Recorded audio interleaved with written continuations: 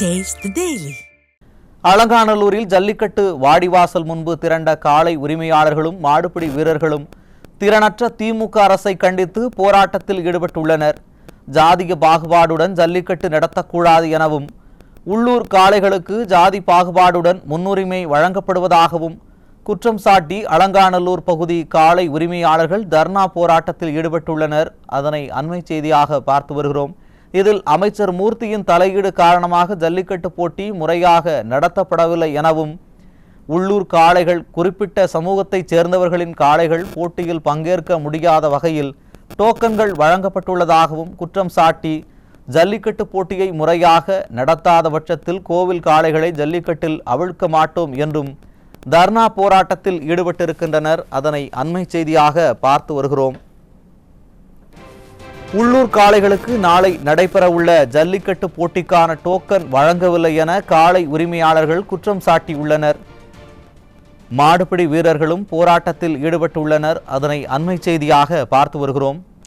உள்ளூர் காளைகளுக்கு முக்கியத்துவம் வழங்கப்படவில்லை என குற்றச்சாட்டு எழுந்திருக்கிறது. உள்ளூர் காளைகளுக்கு அனுமதி தரக்கோரி 200க்கும் மேற்பட்ட காளைகளின் உரிமையாளர்கள் வாடிவாசல் முன்பு போராட்டம் நடத்தி வருகின்றனர். அதனை அண்மை செய்தியாக பார்த்து வருகிறோம்.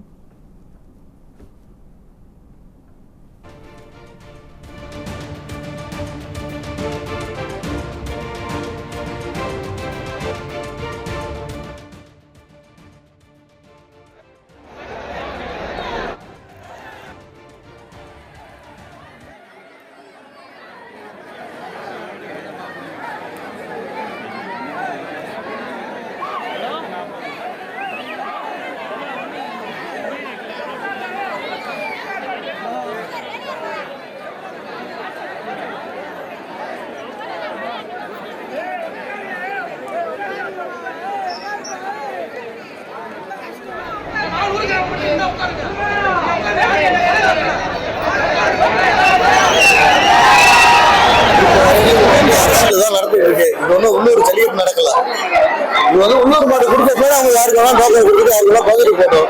இது வரைக்கும் யாருமே ஒரு விழாவை 2008க்கு பின்னாடி அவங்க ஸ்டே ஆர்டர் வாங்கினாங்க. அவங்க 2015 இப்ப அரசியல் தான் நடக்குது. இது ஜல்லிக்கட்டு நடக்கல. பாரம்பரியமா யார் வேணா ஆட்சி நடந்தா அவங்க கட்சிக்காரங்க அவங்க பொறுப்பு நிற்கிறது. அவங்க தான் நாங்க செய்யறதுதான் சட்டம்ன்ற மாதிரி கொண்டு வர்றாங்க.